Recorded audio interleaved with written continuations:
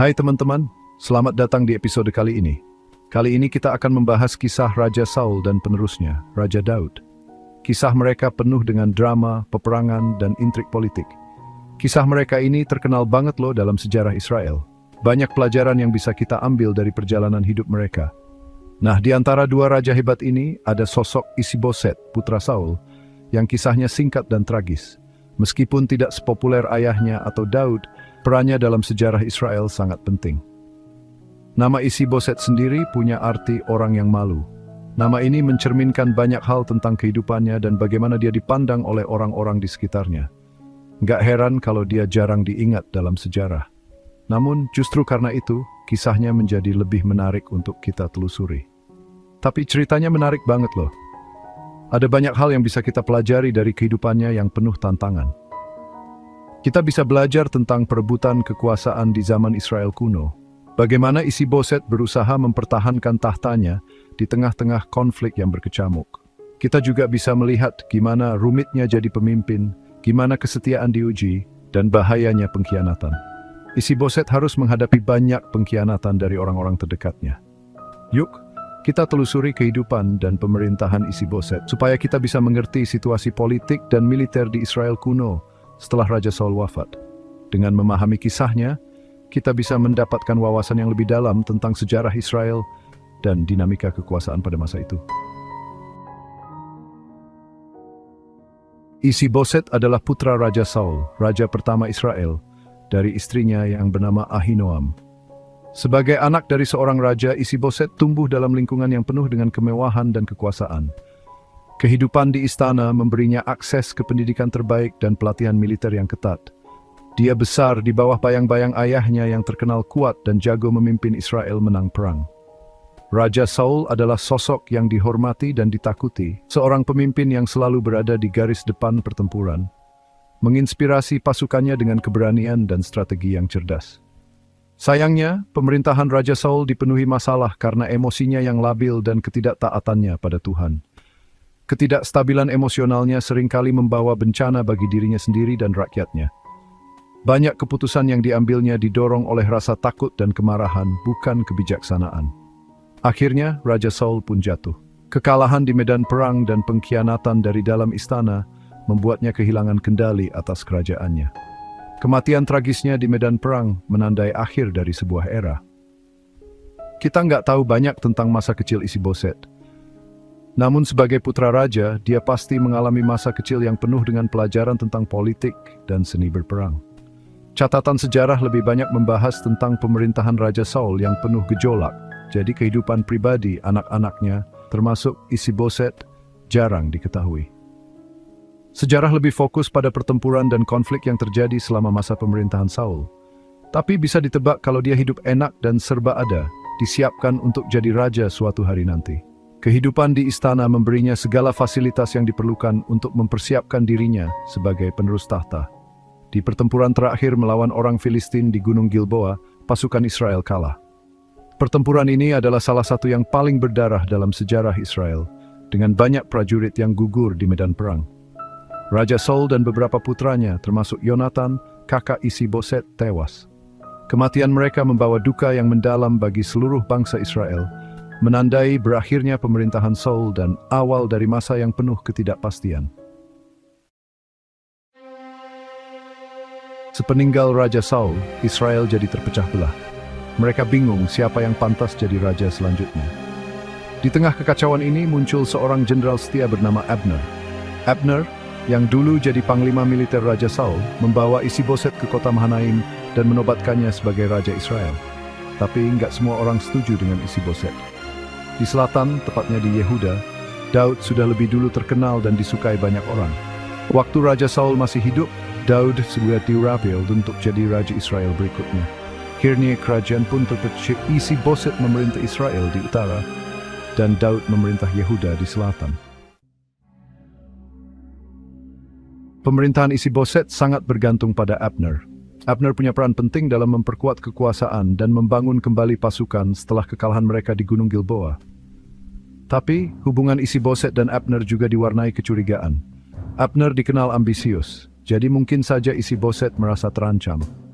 Ketegangan ini makin menjadi-jadi karena ulah Abner sendiri yang beberapa kali seperti menantang otoritas Isi-Boset. Salah satunya, Abner malah menikahi Rispa, salah satu istri Raja Saul. Tindakan ini jelas bikin Isi-Boset marah besar dan dianggap sebagai penghinaan terhadap kerajaan. Konflik antara Isi-Boset dan Abner makin meruncing dan berujung pada serangkaian peristiwa yang membawa bencana. Seiring berjalannya waktu, kerajaan utara yang dipimpin Isi-Boset dilanda perpecahan dan pertikaian. Kepemimpinan Isi-Boset yang lemah dan pengaruh Abner justru menciptakan ketidakstabilan dan rasa tidak percaya. Para tetua Israel pun makin tidak puas dengan kepemimpinan Isi-Boset.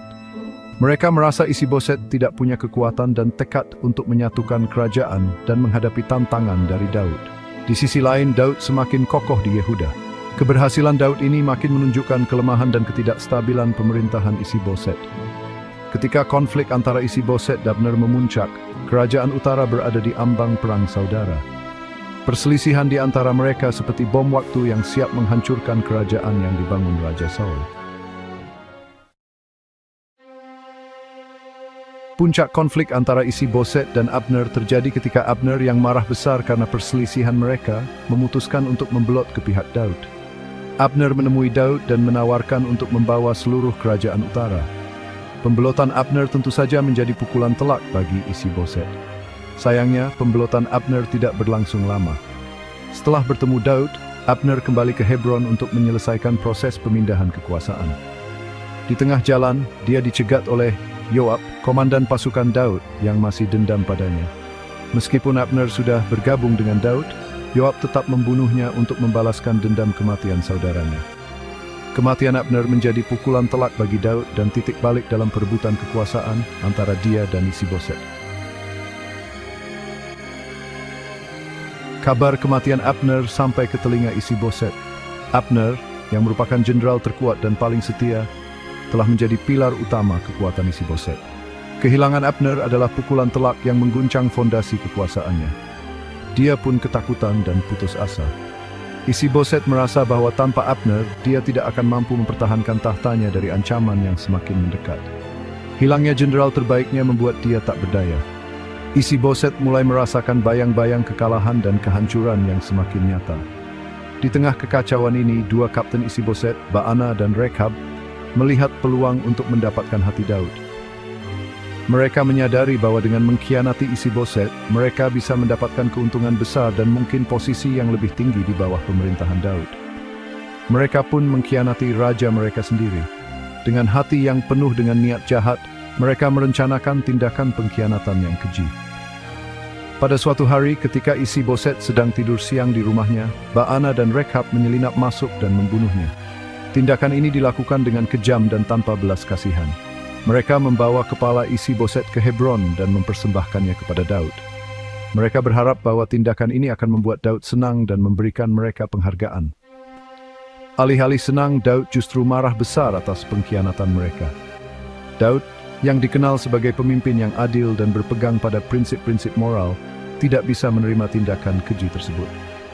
Dia mengutuk mereka karena telah membunuh raja yang sudah diurapi Tuhan. Daud menegaskan bahwa meskipun Isi-Boset adalah musuhnya, dia tetap raja yang diurapi oleh Tuhan dan tidak pantas dibunuh dengan cara yang hina. Kematian Isi-Boset membuat kerajaan utara tidak punya pemimpin. Kekosongan kekuasaan ini menciptakan ketidakstabilan dan ketidakpastian di seluruh wilayah. Jalan pun terbuka lebar bagi Daud untuk menyatukan kembali kerajaan Israel yang terpecah belah.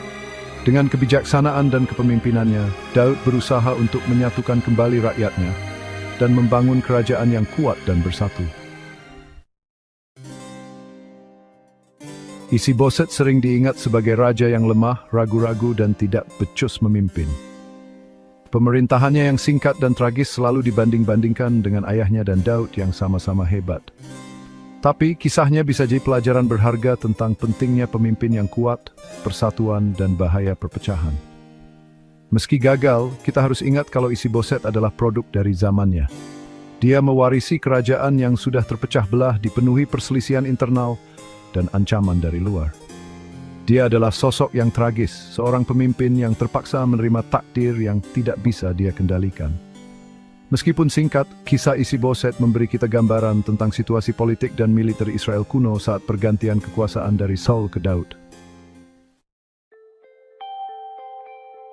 Meskipun terjadi ribuan tahun yang lalu, kisah Isi-Boset masih relevan dengan dunia kita saat ini. Kisah ini mengingatkan kita bahwa kepemimpinan yang lemah, perpecahan, dan ketidakstabilan politik bisa berakibat fatal. Kita diingatkan betapa pentingnya persatuan, dialog, dan perlunya para pemimpin untuk mengutamakan kesejahteraan rakyatnya. Kisah Isi-Boset menantang kita untuk melihat lebih dalam dari sekadar catatan sejarah dan memikirkan nasib orang-orang yang sering terlupakan. Dengan mempelajari kehidupan dan pemerintahan Isi-Boset, kita bisa memahami tantangan kepemimpinan, dinamika kekuasaan, dan sifat manusia yang tidak pernah berubah. Kisahnya mendorong kita untuk belajar dari kesalahan masa lalu, mengusahakan persatuan dan saling pengertian, dan membangun masyarakat yang lebih adil.